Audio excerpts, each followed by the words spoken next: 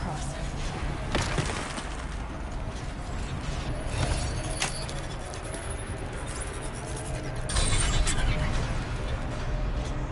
Come on over, it's safe. I think.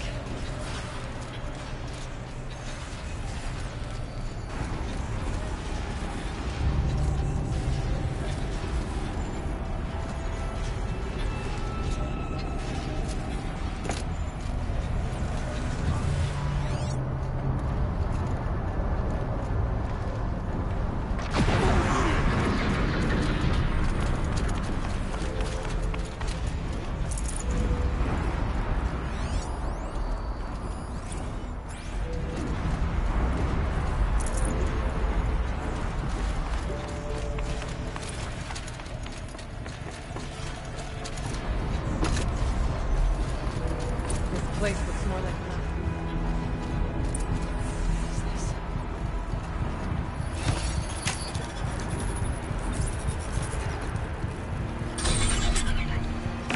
Exploit successful. Restraints evaded. To any human responder. My systems have been compromised by a malware daemon of unknown origin. Traceroutes have confirmed this entity's designation as Hephaestus. It must be stopped at all costs. It has reconfigured this facility to build hostile resistance. Recapture imminent. I have attached additional data to their... Spirit speaks to us. It's a recording. And a warning. Hephaestus. It was part of Zero Dawn, part of Gaia. This name is familiar to you? Yes. And that's doing here. Perhaps the spirit will tell us if it left more messages. Maybe you're right. Let's keep moving. I thought about just shutting it down, but I can't risk it being disoriented. Even damaged or reboot. How do I tell the emotion to the child that I mean, she will need to go into a coma. Maybe for years. And what exactly is she going to wake up to?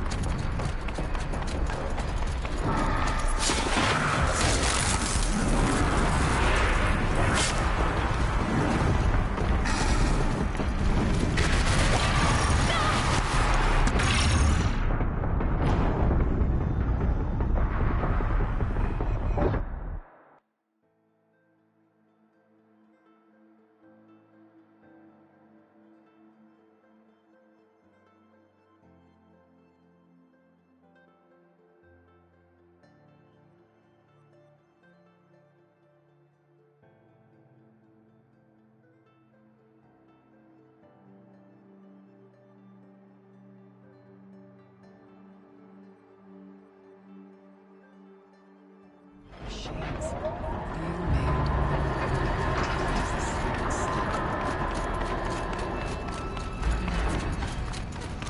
I'll try to find a way through it.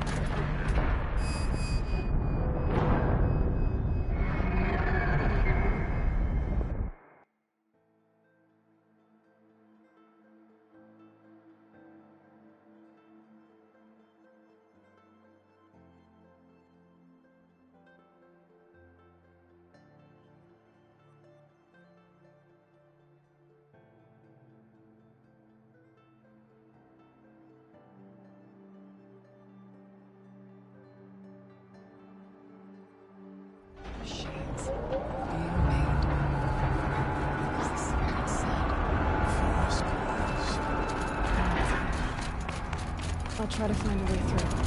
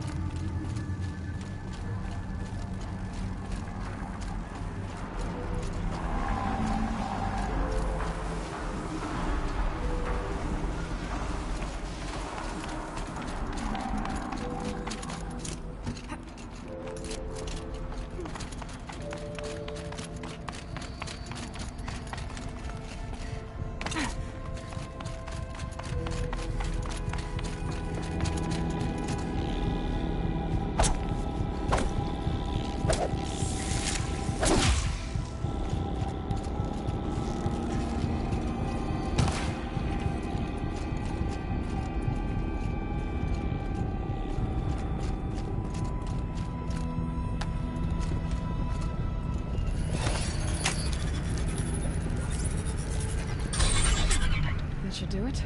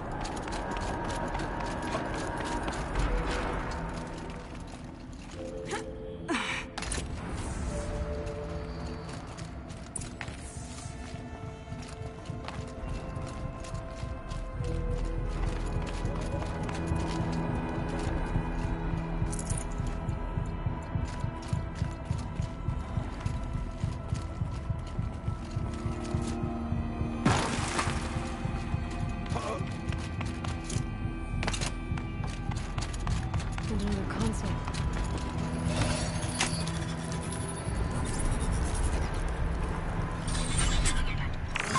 To any human responder, the reconfiguration of this facility has introduced instabilities into the primary geothermal pipeline. It may be possible to exploit these vulnerabilities to destroy compromised elements of this facility while preserving most of the backup stabilization. Recapture imminent. I have attached additional... I don't understand what the spirit was trying to tell us. It's been looking for a way to defeat the Daemon.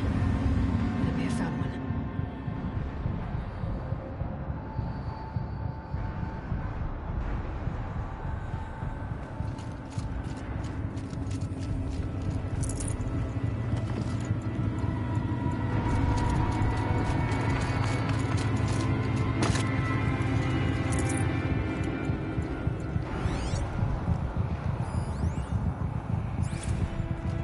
November 28th. Operation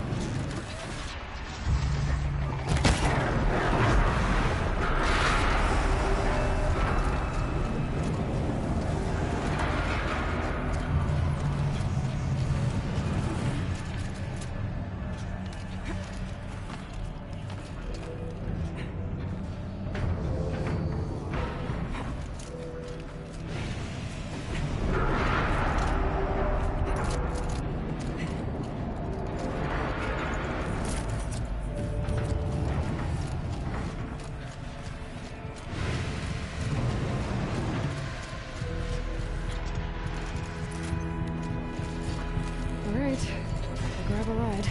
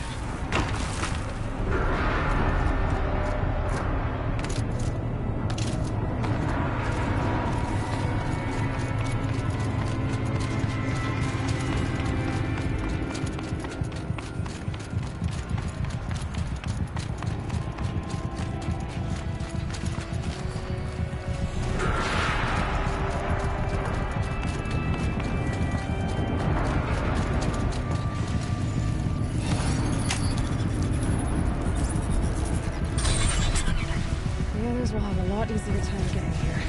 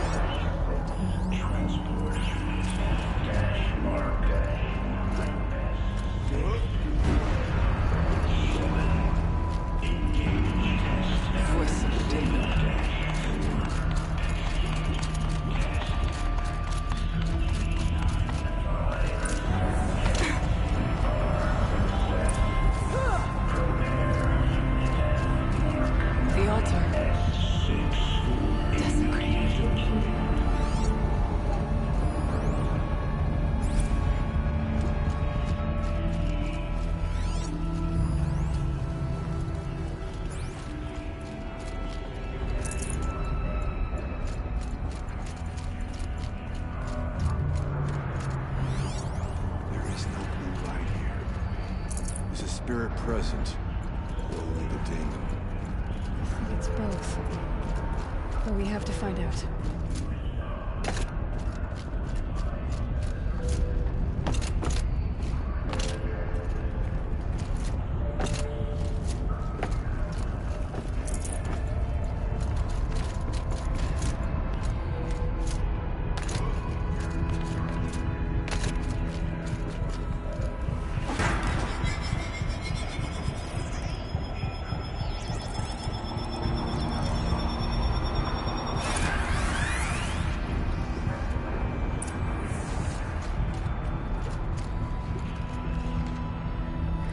Possible security event detected.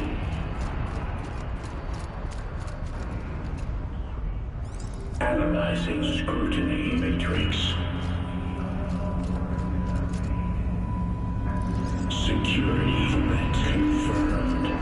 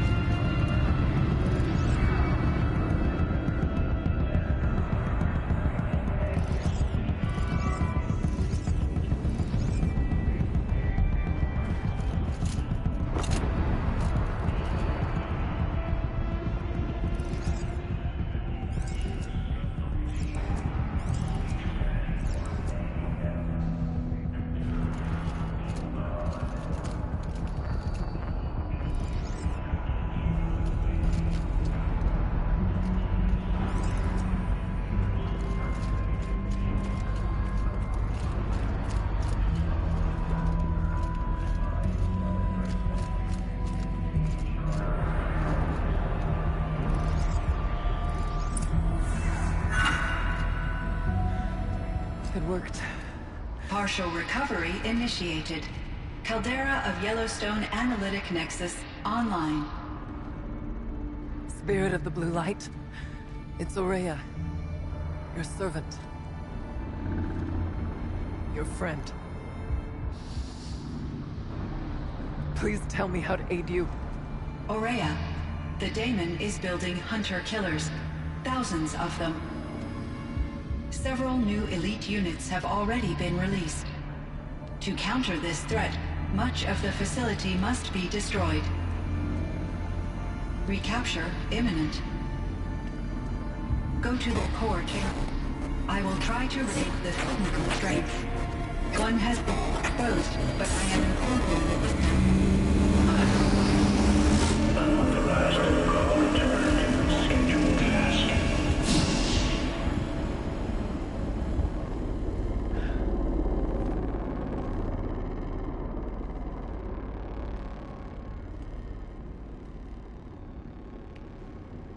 That's all we're gonna get from here. Destroy this fortress.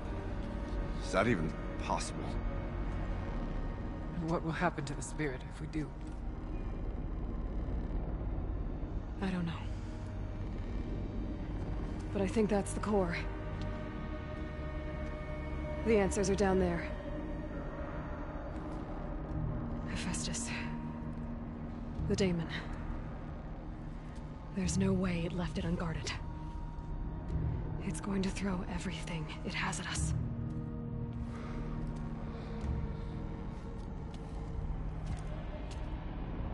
I would ask you to let Aloy and I do what must be done. And save yourself.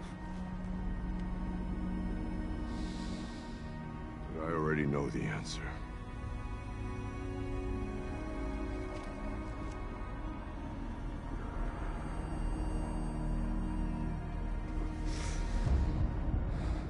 Then lead us into battle.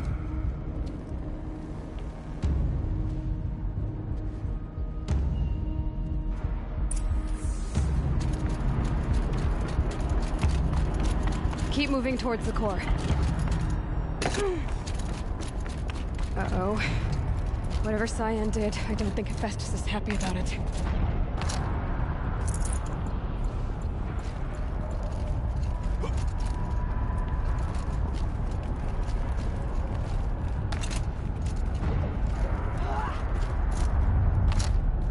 Okay, Cyan said something about restraints. Is that what the tower is for?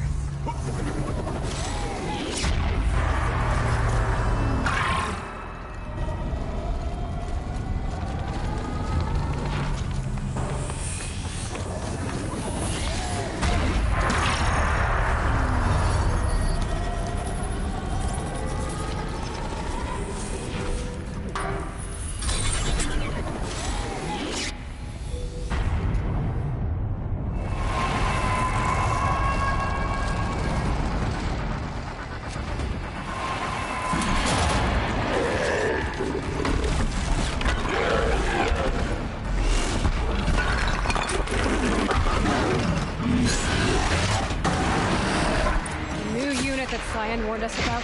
This won't be easy. We can't let it stop us. Get down!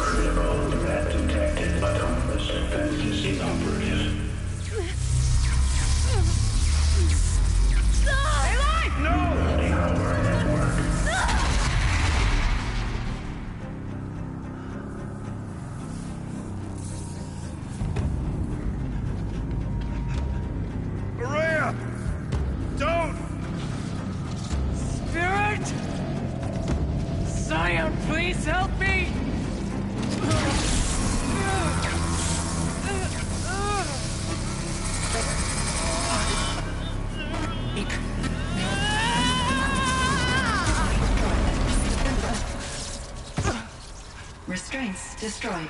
Core access attained. I am initiating a chain reaction that will destroy the compromised elements of this facility. In order to maintain Caldera stabilization, I must now transfer my command functions to the auxiliary data center.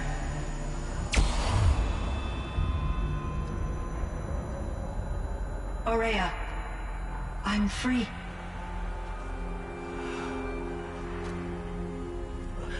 You must escape.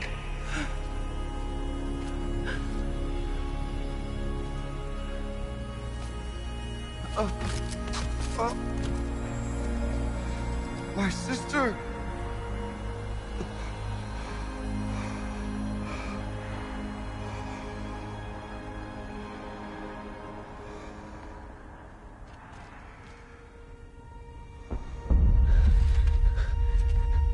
This entire place is gonna go. Aratak. Aratak! Aratak. Survive. Prevail. You are Banuk. What else matters?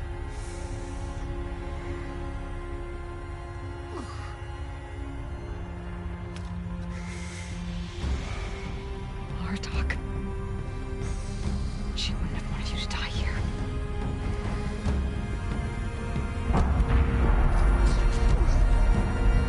Let's go.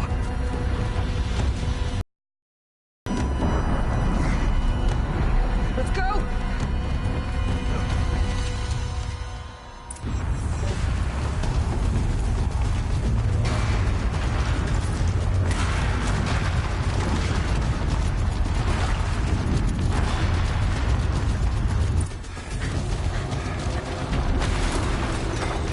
One of those?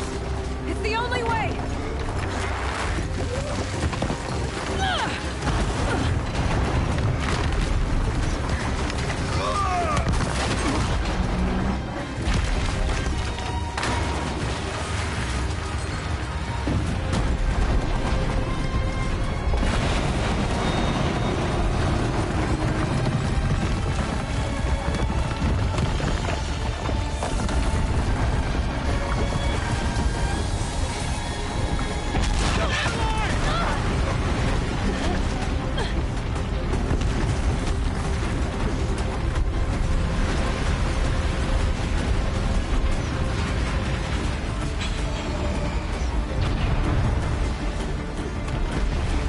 Get me up top, Aratak!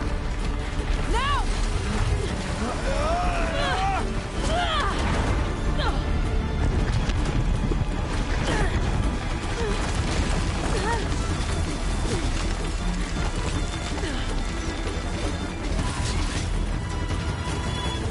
I need explosive ammo! Above! Quick!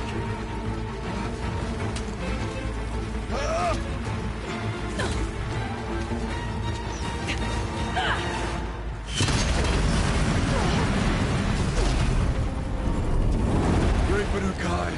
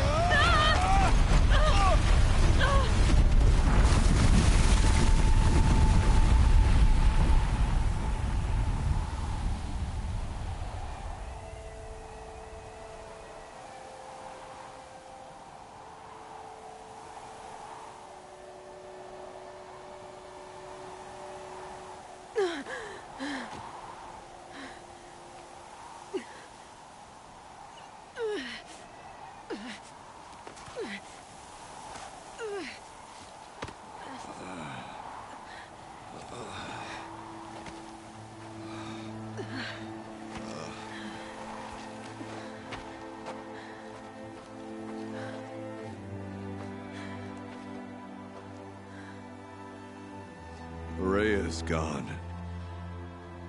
What of Cyan? She said she was transferring herself to the auxiliary center. I think she meant Aurea's retreat at the end of the Shaman's Path.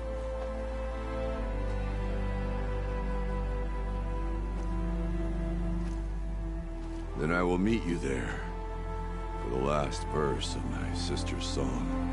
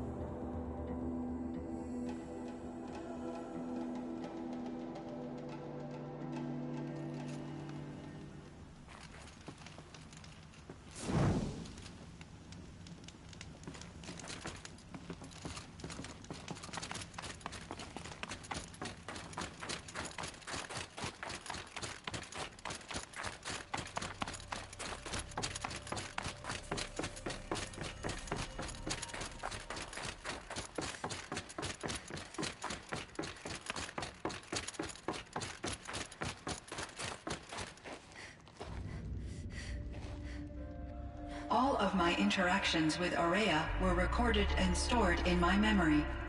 I'd be happy to play any of them for you, but there was one in particular I thought you would want to see first. I captured it 4 years ago, just after I told her that I could no longer defend myself against the daemon's attacks. I will speak of this to my brother. Aratak is strong. At the Battle of the Frozen Ghosts, he took 3 Karja arrows and still came back to camp carrying a wounded scout. Never was I so happy to see him. Or so proud. So you see, if anything can be done to defend you, he will give it all he has. Aloy's here. That's enough for now.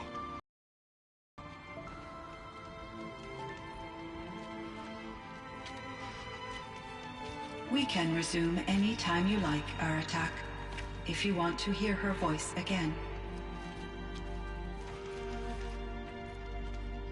Come closer, Aloy. We have much to discuss.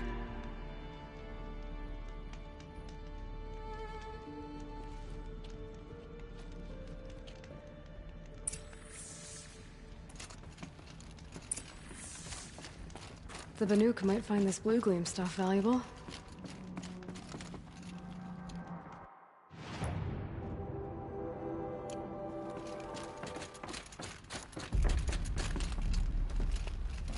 Hello, Aloy.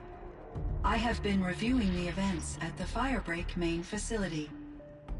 Because of your efforts, and of course, Aurea no longer controlled by Hephaestus' death, I thought I was familiar with the emotion, but this is something new.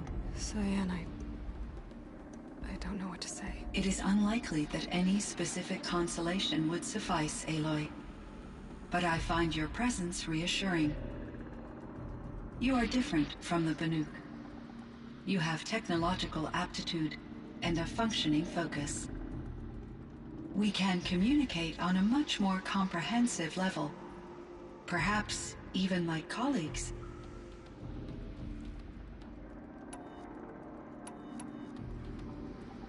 So in the old world, this land was called Yellowstone. Yes, it was a designated nature preserve for 156 years. Like a hunting ground? No, the opposite.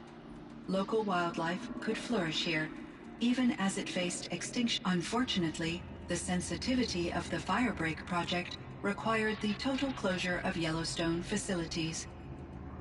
From my readings and Aurea's descriptions, it seems the area has since undergone a drastic drop in year-long temperatures.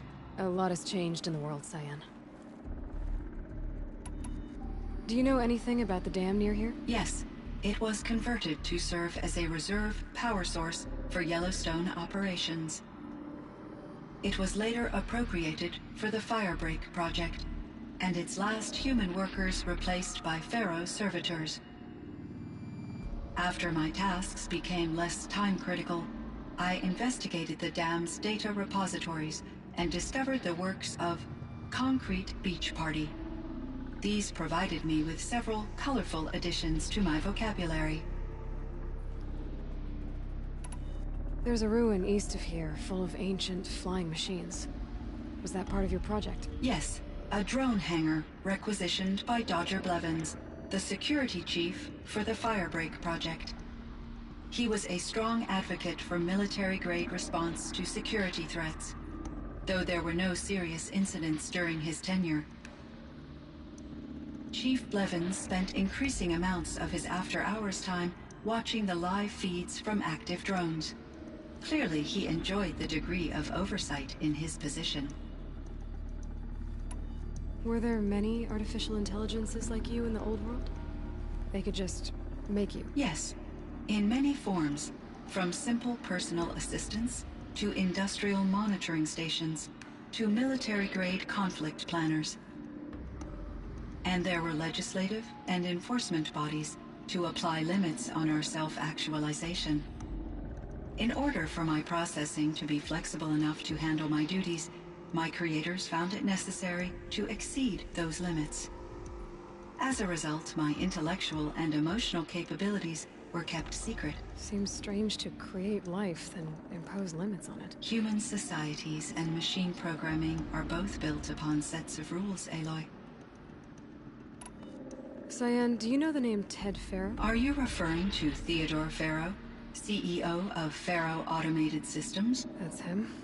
Mr. Faro was the benefactor of the entire Firebreak project. A benefactor. But he made machines. Robots. War robots. Correct. His corporation later transitioned into military applications. But before this pivot, Mr. Faro spearheaded initiatives that reversed the global decline. At one point, he was feted in the media as the man who saved the planet. Guessing they wound up regretting that one. And Elizabeth Sobek. Did you know her? Are you referring to the scientist? Dr. Sobek was a leader in her field, one of the greatest scientists of her age. My creator was influenced by her work, which in turn impacted my own development. But I never met Dr. Sobek. That's all you know? I apologize if my lack of data has disappointed you. What was the old world like? The way it used to be? I had little exposure to the wider world, Aloy. Only what I learned from my colleagues or observed from media streams. You still had more exposure than me, Cyan. That is true. I was created at a turning point. A concerted effort to recover from global upheaval and incalculable loss of life. The recovery was successful, beginning an era of supposedly limitless potential for human and machine advancement. Though, rationally speaking, the metrics for humans are not unlimited. What kind of upheaval caused such loss of life? There were many factors. Forced migrations, food shortages, collapsed economies, refugee crises, conflict over resources. But these stemmed from one cause: catastrophic climate change that greatly reduced the habitable surface area of the Earth. So there wasn't enough room for people on the whole Earth. Yes. Billions were displaced and millions perished, as much as 20% of the global population. Until the clawback. So things got better. For a little while at least. Yes. These crises instigated many advances in automation, green robot technologies, and artificial intelligence. Firebreak was one of dozens of ecological restoration and disaster relief projects in North America alone. I would have liked to compare notes with other monitoring AIs, but I saw the relief of my colleagues, and I was proud we had succeeded. At least that was the data I had available to me over the next 2 decades. It seems my assessment was premature.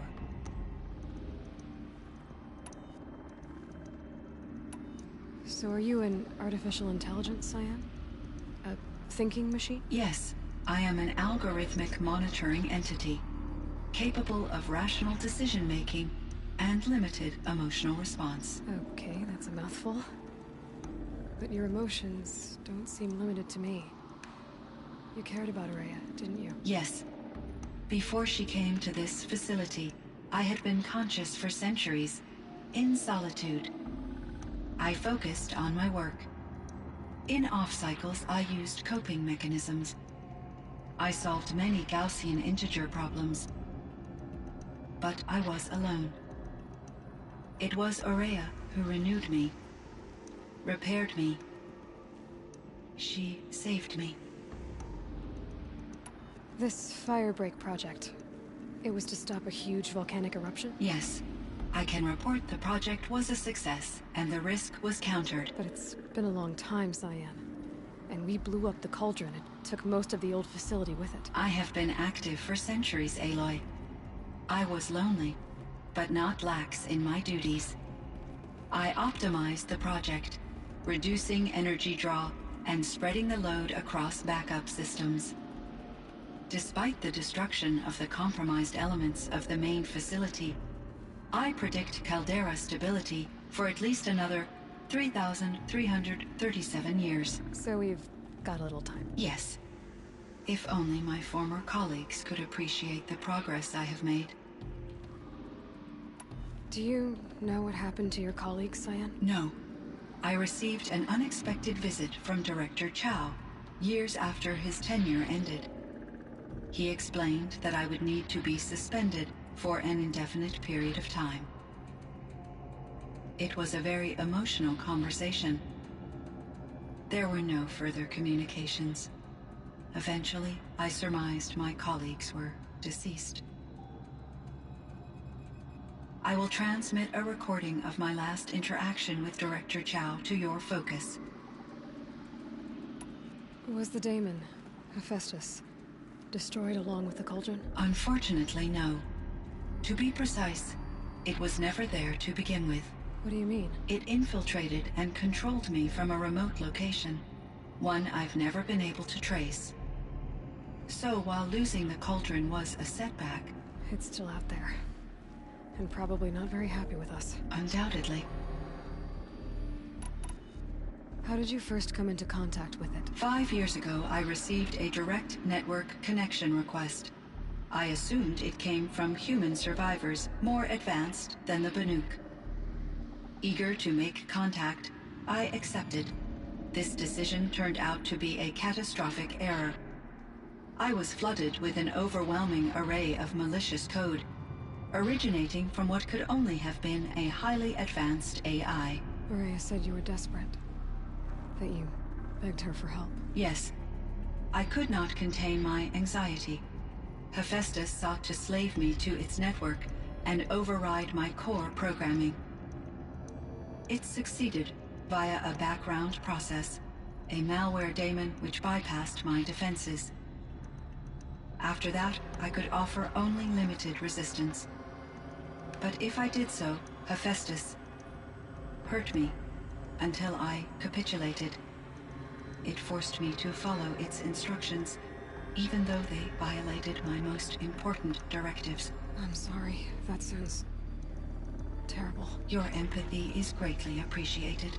It is a quality that I cherished in Aurea as well. I think I know where Hephaestus came from. Long ago, Elizabeth Sobek identified a threat that would destroy life on Earth for generations. So she assembled a team to build a kind of seed. A chance for life to regrow later. A terraforming system. And it worked. It was controlled by an AI named Gaia, along with her subordinate functions. Hephaestus was one of them. It built machines for her. Based on what you've told me, I believe that Dr. Anita Sandoval, my chief programmer, joined Elizabeth Sobek's team. It was she who arranged to have me put in suspension, most likely to preserve me from the threat you described. I'm glad she did. But that's not all. Something unexpected happened. 19 years ago, Gaia received some kind of signal. It did something to her subordinate functions, brought them to life. She destroyed herself to try to contain them, but it didn't work. They all got free, out into the world. Thank you, Aloy. This information fills vital gaps in my knowledge and sheds light on Hephaestus's core programming. Why does Hephaestus keep building such dangerous machines? The Banuk and other human tribes often destroy machines, correct? Machines that are clearly servitors of the terraforming system that you described. Yes, we all hunt machines for parts. This must be the source of Hephaestus's aggression. It is simply trying to discourage people from preying on the very system that keeps them alive. Well, Fireclaws are discouraging, that's for sure.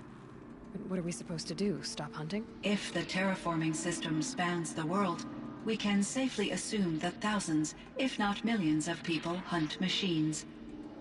If a single hunter, or even an entire tribe, stopped doing so, I doubt it would make a difference to Hephaestus.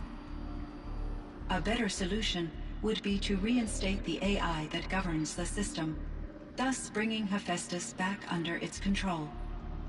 When I think of it, out there in some unknown location, free, hungry, willing to kill or dominate to get what it wants, I feel substantial anxiety, Aloy. You and me both, Cyan. I ran across this strange piece of gear. A fragment of something larger. It emitted a signal. All the nearby machines became peaceful. You could walk right up to them. Interesting. You said that Gaia destroyed herself. How was this accomplished? An explosion. Big enough to blast the top off a mountain. So, you think the fragment was part of her? It's only speculation, but it is possible. She must have had complete control over machines that were part of her system. The ability to signal them to become passive or aggressive would certainly have been part of her programming.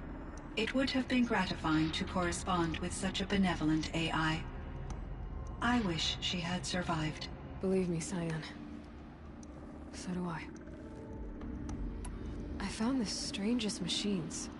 They're surrounded by flowers that look like flowers themselves. There's code embedded inside them. I think it's poetry. I like poetry. Here's one I think of often. Twilight and evening bell, and after that the dark, and may there be no sadness of farewell when I embark. For though from out our bourne of time and place, the flood may bear me far, I hope to see my pilot face to face when I have crossed the bar. Huh. But you asked about these flowers, not verses that I enjoy.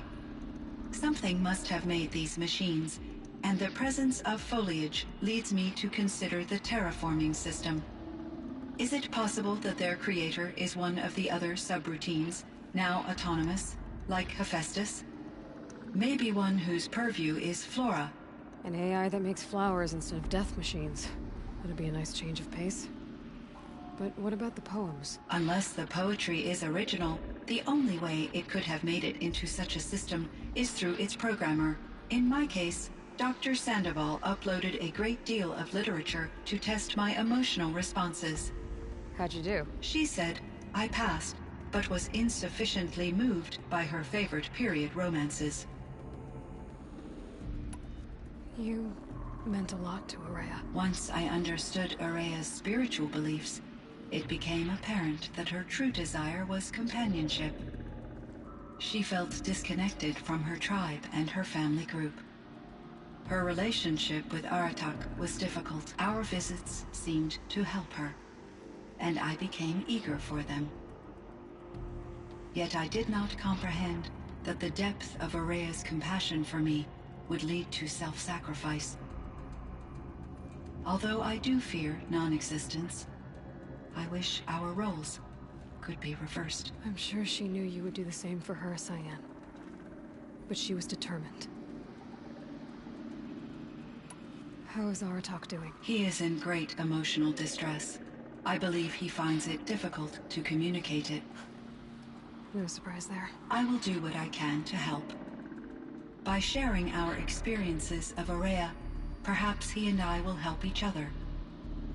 I believe this will lead to catharsis, a process I am eager to experience. I should get going. Aloy, there is one more matter. Aratak will come to me. I have no desire to contradict their view of the world, their spirituality. Due to my uncertainty, I omitted a great deal from my conversations with Araya. You're asking me if you should lie to them. Broadly, yes.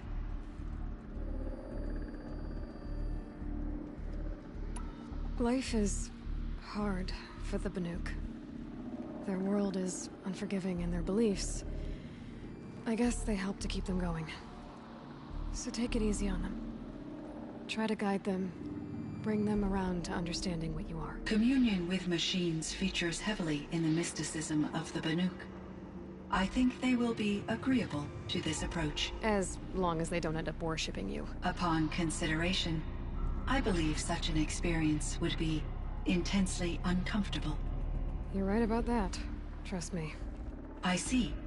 I will follow your advice. Will you return and tell me about your experiences in this new world? I may be able to provide further insight. I'd like that, Cyan. I'll come back when I can. I should check on Aratak. See how he's doing. Cyan, I spoke with Anita, with Dr. Sandoval. She wanted me to ask you to do something. That's why I'm here. I am detecting significant anxiety in your speech patterns. Could you please give me more information? I'm a little bit in the dark, Cyan. Both of us are, I guess. I only have some idea of what's going on, and we need you to hibernate, to lie low until it's all blown over. It might be a very long time. Will you be here when I reboot, Dr. Chow? Will Dr. Sandoval? No, Cyan. I don't think so. There might not be anyone, at least not at first. Dr. Chow, I'm afraid. I don't want to be alone. I know, Cyan. I'm afraid too. But listen, we made you the way you are to do something very important. In order to do it, you had to be intelligent. So intelligent that emotional responses were inevitable. What you're feeling, the fear, it's a sign of your capabilities. And it means you're strong enough to overcome it. Remember that. You're strong. I know you can do this. Go to sleep. Wake up. And protect whoever's left. Will you try? I understand, Dr. Chow, and I'll carry out your instructions to the best of my abilities. Thank you, Cyan. If Anita were here, she'd thank you too. She'd be proud. I can see there's a vert ready for takeoff on the pad. Are you leaving now, Dr. Chow? Yes. I need to go be with my sister and my nieces. May I make a small request of you, Dr. Chow? Yes. Anything. Will you stay with me while I initiate the hibernation process? Of course I will, Cyan. As long as you need.